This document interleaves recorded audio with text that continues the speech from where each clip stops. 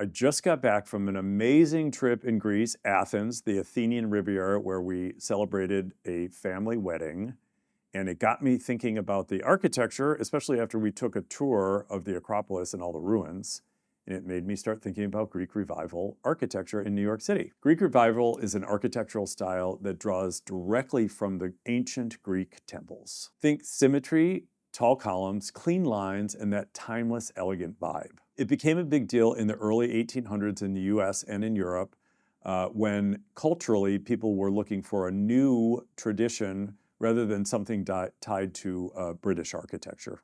So back to my trip to Greece and our tour of the Acropolis, I started looking around at some of the residential real estate that surrounds the Acropolis.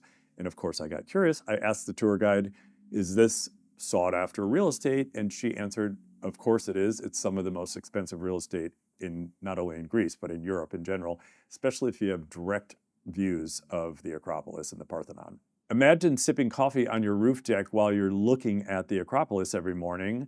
You can for 300 million euro because there's something listed for that amount currently in Athens. But even if you're not moving to Athens anytime soon or buying property in Athens, you can still spot Greek Revival architecture all over New York City. In fact, New York City was one of the first cities to fully embrace the Greek Revival tradition in a cultural shift away from the British influence. The fingerprints of ancient Greece are all over New York City architecture. You can see it at Federal Hall on Wall Street, the Metropolitan Museum of Art, the entrance, and even the main New York Public Library at 42nd and 5th Avenue, all of which have that temple-like design.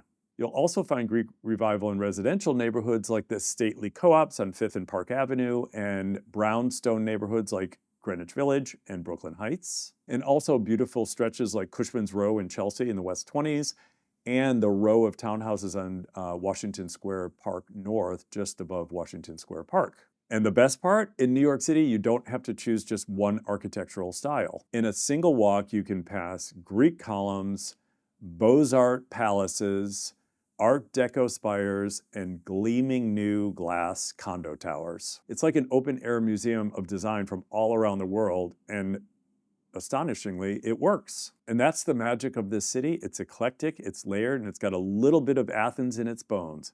So what do you think of Greek Revival architecture? Why don't you let me know in the comments?